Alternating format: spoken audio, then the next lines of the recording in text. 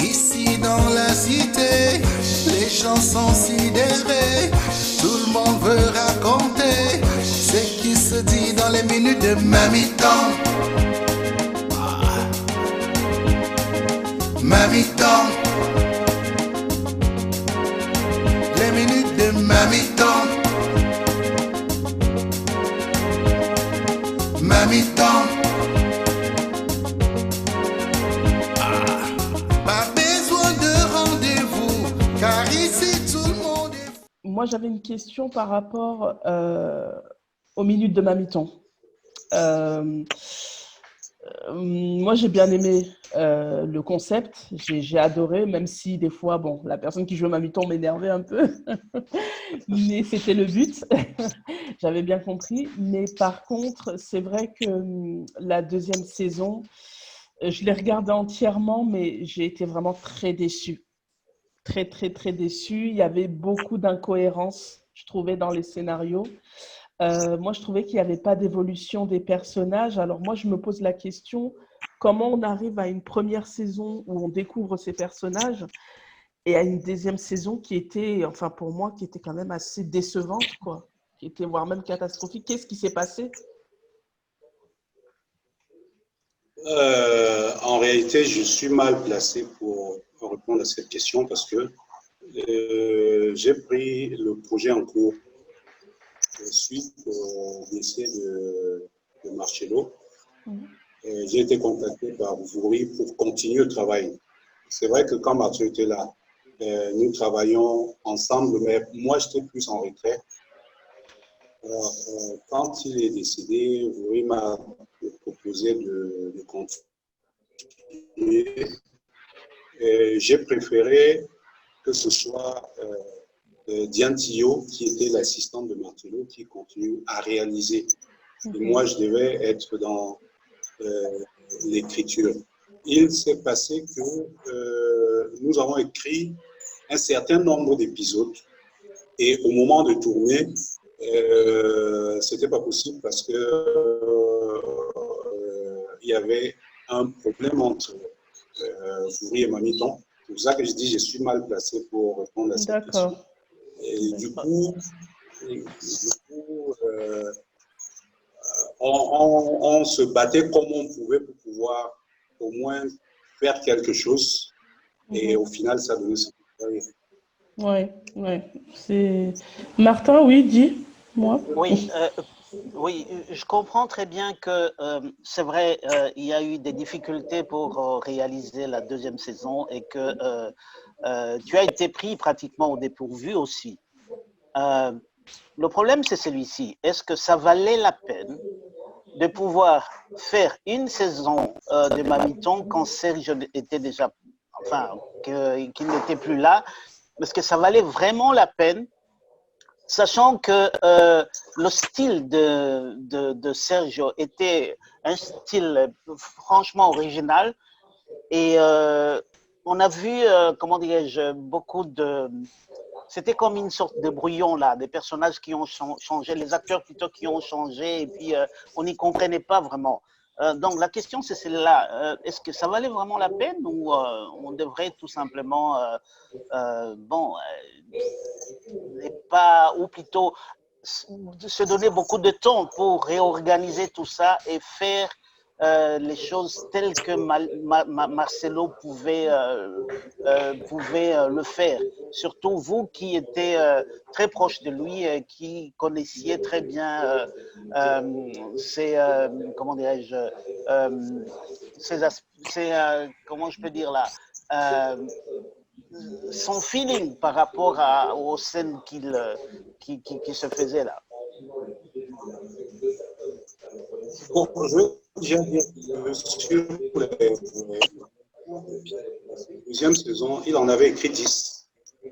Il en avait écrit 10. Ah, waouh! Waouh! Wow. Donc, on a simplement continué. D'accord. Ça, c'est un scoop, ça. Il avait écrit, il les avait même tournés déjà. On a juste continué pour compléter. Et pour garder le fil de l'histoire, il fallait justement racoler un peu. Parce que certaines choses étaient devenues très compliquées. Et je pense que Fourie n'a pas voulu décevoir son public pendant la production. C'est pour ça que malgré les difficultés, on a forcé pour que ça se termine. Bon. D'accord. On peut conclure que ça valait la peine. Et là, on vient d'apprendre effectivement une chose très importante, c'est que le film était déjà fait par lui-même. Non, pas entièrement, une partie. Vous avez parlé des 10 épisodes. 10 épisodes, c'est ça ou saisons? Moi, j'ai entendu 10 saisons, moi. Je ne sais pas si... Moi aussi, j'ai entendu 10 saisons. Parce que quand on parle des 10 saisons, c'est quand même beaucoup, hein? 10 épisodes. Ah, ok, épisode. Ok. Ah, là, on est d'accord. Donc, pratiquement la moitié, en fait, quoi, de toute la saison, puisque la saison, au final, je crois, c'était 22. Ouais, c'était 22 ou 20, je crois. Je me rappelle, c'est une vingtaine. Oui. Ouais, effectivement. Du coup, là, est-ce que actuellement, suite à la deuxième saison qui n'était pas au top, est-ce que, avec les soucis qu'il y a eu avec Bouri et la personne qui joue Mamiton, est-ce qu'il y a le projet de refaire une troisième saison ou pas du tout? Là, c'est vraiment la fin des minutes de Mamiton.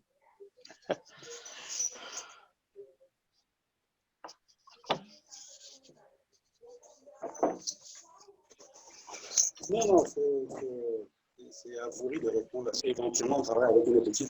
C'est pas forcé de travailler avec nous. Donc, c'est une production Bouri. Et nous étions partenaires de la production sur les 2 premières saisons, c'est tout. D'accord. En fait, j'ai été contacté par Paulette Fossing de Vouri TV, Vouri Entertainment. C'est elle qui me propose le projet. Bon, la web série, pour commencer, c'est pas trop mon truc. J'aime pas trop ça parce que je préfère beaucoup plus le cinéma pour salle ou les téléfilms. Donc, quand on parle de la web série, moi je suis pas trop partant. Mais la chose qui me motive en fait, c'est le personnage autour duquel il faut travailler, Mamiton. C'est un personnage qui m'a beaucoup intrigué dans le passé parce que j'ai beaucoup regardé ces trucs. Et j'avais eu une seule rencontre avec elle avant. C'était une rencontre que je redoutais beaucoup avant le jour J. Mais seulement lorsqu'on s'est rencontrés au studio pour la post-synchronisation du film Conséquences Tribales de Blaise Option. Lorsqu'on s'est rencontrés dans le studio, je me suis rendu compte qu'elle était totalement différente de la Mamiton qu'on a à l'écran, quoi. Donc, je me suis dit, soit c'est une très bonne comédienne parce qu'elle réussit là devant moi à cacher qui elle est. Parce qu'en fait, j'avais face de moi une femme normale, quoi. Maternelle et tout, souriante, gentille, patiente. Voici, il faut la patience au studio lorsqu'on fait la pause synchro. Elle était très patiente lorsqu'elle ratait, il fallait recommencer 3-4 fois, elle ne régimbait pas. Alors que Mamiton, normalement, aurait cassé la baraque. Donc je me disais, soit elle est très bonne comédienne, elle a réussi en plus de 12 heures à me tromper, à me faire croire qu'elle était quelqu'un de bien. Soit elle est bonne comédienne parce qu'elle réussit à berner tout un monde qui la regarde à l'écran et qui pense qu'elle est. C'est quand on voit quoi. Mamiton, c'est vrai, c'est une femme très méchante. Ça, je veux vous dire. Mamiton, c'est la femme la plus méchante que la Terre n'ait jamais rencontrée. Mais Orgel, Kensop, c'est l'opposé. En fait, c'est la femme la plus gentille que je connaisse.